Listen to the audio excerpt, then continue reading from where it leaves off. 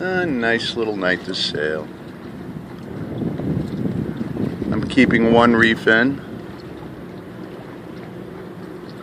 as we're supposed to get gusts early in the morning. And putting a reef in at night's a bitch.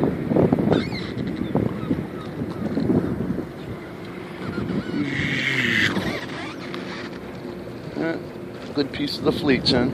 4th of July weekend. Not all of it. Here's the death barges that they're putting all that lovely polluted bottom muck they're taking out so they can dredge out the area, get it nice and deep, then dig a vault and bury all this dirt back in it. Figure that one out.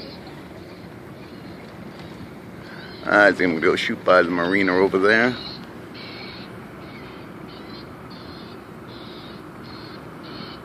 You can even see the Dunkin' Donuts up in the back there. This is called urban sailing.